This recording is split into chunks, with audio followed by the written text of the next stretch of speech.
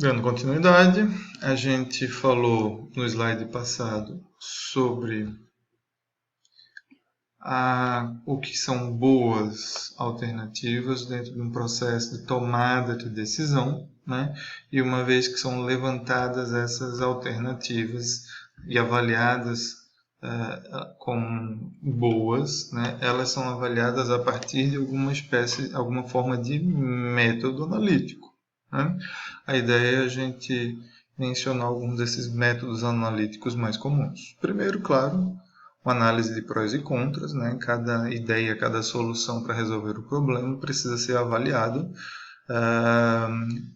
com implicações positivas e implicações negativas, ou seja, se realizado essa tomada de decisão, o que isso vai acontecer?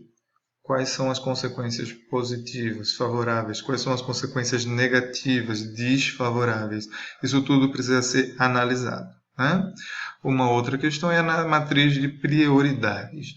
Dentro dessas possibilidades que foram analisadas prós e contras, é preciso avaliar quais aquelas que estão mais dentro do parâmetro da organização, quais aquelas que estão mais de acordo com o norte, com as regras, com a conduta da organização, para que essas atitudes, essas decisões, elas não descaracterizem, né, a identidade, a prática, né, de como se comporta essa organização. E, por fim, e terceiro, a ideia do modelo racional de tomada de decisão. Esse modelo racional parte do princípio de que são decisões tomadas com base em informações precisas, adequadas, robustas, sólidas, dentro de uma ideia de um tempo adequado que permita a pessoa avaliar as melhores alternativas, as consequências dessas alternativas, né, e tomar uma decisão racional, pensada, de forma justa e adequada. No entanto, esse modelo racional, ele quase sempre não funciona, ele dá errado, porque, segundo alguns psicólogos, as pessoas tendem a seguir uma racionalidade mais limitada do que essa ideia de uma racionalidade mais absoluta. Isso porque, dentro da ideia da noção de racionalidade limitada, que vocês estão vendo aqui, bem aqui no meio, né, no azul mais escuro, se dá a partir de dois extremos de situações, né? De um lado, a possibilidade de armazenar, de processar, de perceber essas informações, né? Ou seja, todo esse processo de produção de informações adequadas, informações críveis, elas são filtradas pelos limites do indivíduo. A gente sempre deixa passar alguma coisa, a gente esquece, a gente deixa para lá, a gente cria filtros porque a gente ficou mais simpático por algumas ideias do que outras, né? Por outro lado, a complexidade da situação, ou seja, tensões, o tempo, o nervosismo, o despreparo, a questão de informações incompletas que acabam entrando como ruídos, deixam a gente inseguro, restrição de custo, de tempo, que ajuda a ampliar a atenção de toda essa situação, ou seja, quando a situação é limitada e as informações acabam sendo dispersas, a gente tem uma racionalidade limitada. A gente não necessariamente escolhe as melhores alternativas, mas a gente escolhe talvez as melhores alternativas dentro daquilo que a gente consegue enxergar, receber, absorver. É por isso que a gente tende sempre a não realmente fazer as melhores opções, há uma tendência de algumas delas serem perdidas no meio do caminho. Estou dizendo sempre. Acontece. Pode acontecer, ok? E aí muitas dessas tomadas de decisão, considerando essa situação, esse filtro, essa limitação, elas podem se dar por várias formas. Aqui a gente pode ver um processo racional, né, de tomar decisão, um processo reflexivo, né? Mas a gente também vê muito, né, a intuição como um meio para tomar de decisão. A intuição é aquela atitude que a gente tem, aquela capacidade que a gente tem de interpretar uma situação e achar uma solução, sem nem mesmo a gente ter uma ideia assim, que a gente esteja pensando muito. A gente só, ó, eu acho que é por aqui, eu sinto que é por aqui, eu intuo que é por aqui, né? Intuição não é achismo, isso é importante a gente dizer, né? Tem pessoas que acham bonito, acham certo, acham. E quando você argumenta, as pessoas não sabem dizer ou justificam o argumento com bases muito fracas. Às vezes as pessoas acham que intuição é achismo, porque a intuição também necessariamente, às vezes, a pessoa não consegue explicar. Nem todo mundo é intelectual. Mas a ideia da intuição é que ela é baseada em experiências pregressas, em experiências passadas da pessoa que ficam acumuladas lá no inconsciente. E muitas vezes a gente tem um sentimento de que, por já ter vivido aquilo, a solução vem fácil, né? Isso é o que a gente chama de intuição. Então a intuição é diferente do achismo. Às vezes nem sempre a gente sabe explicar por que a gente tem aquela intuição, mas ela vem com base numa experiência, né? Numa experiência, num acúmulo de experiências que a gente tem e acabam, o nosso cérebro, a nossa cognição acaba jogando para a gente pulsos, que são essas intuições, que são as tomadas de decisão meio que automáticas, tá? E nos dias de hoje a gente não deve desconsiderar esse tipo de valor, de saber, tá? Também acontece muito, sobretudo em situações críticas, em situações tensas, de tomadas de decisões não planejadas, as decisões em grupo, né? Acontecem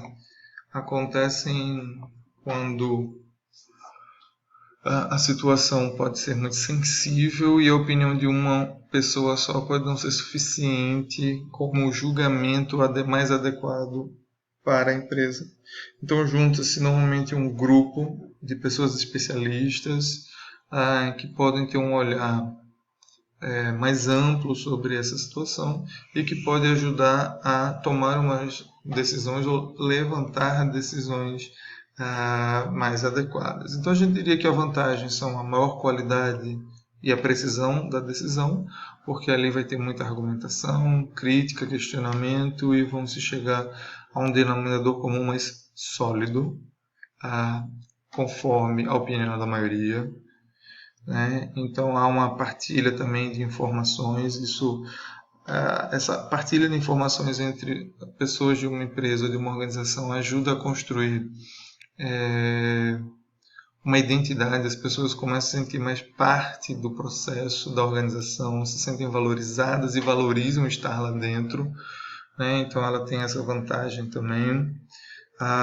Isso traz uma possibilidade de motivação. E por ser planejada por várias pessoas, ela também já pode apresentar uma ideia mais abrangente, né? Ou seja, que já permite pensar e controlar o que vem depois dessas soluções. Mas as desvantagens, quando a gente está pensando em grupo, são as decisões mais seguras para a maioria, mais racional, mais firme, o que é bom. Mas às vezes pode perder a possibilidade de ser rápido para tomar uma decisão e não perder a oportunidade ou o tempo da oportunidade. Às vezes, até porque essas reuniões e essas decisões coletivas podem se demorar muito, se estender demais. Pode-se optar por respostas ou por soluções mais clássicas, mais seguras, e se perder a oportunidade da ousadia, do pioneirismo, né? Apesar de riscos maiores com essas atitudes mais arrojadas. Mas há aqueles que são pioneiros, que são arrojados, que são dinâmicos e eles também podem perder bastante, mas eles também ganham e um ganho substancial, né?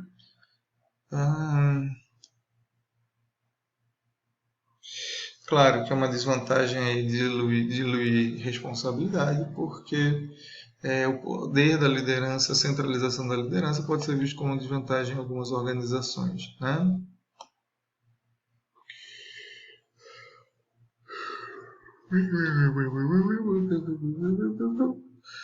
E é isso, minha gente. Chegamos então ao fim. Esse foi a nossa explicação sobre a aula de hoje, tomada de decisão, entendendo que a tomada de decisão é um processo que ocorre em todos os momentos, é parte inerente da prática administrativa. A gente vê que muitas das tomadas de decisão são feitas a partir da análise de situação de micro e macroambiente, da análise interna, que podem nos trazer problemas, oportunidades e ameaças, como a gente viu no assunto passado de análise ambiental. Isso traz oportunidades também para a gente enxergar que todas essas tomadas de decisão são parte desse processo administrativo que a gente começa a olhar a partir da próxima aula de como essas decisões elas se procedem nos diferentes departamentos de uma organização. Lembrando que a gente já falou que as funções da administração é o processo de planejar, de coordenar, de dirigir, de monitorar, né? E essas funções administrativas elas acontecem em todos os departamentos, como a gente passa a ver a partir da próxima aula, né?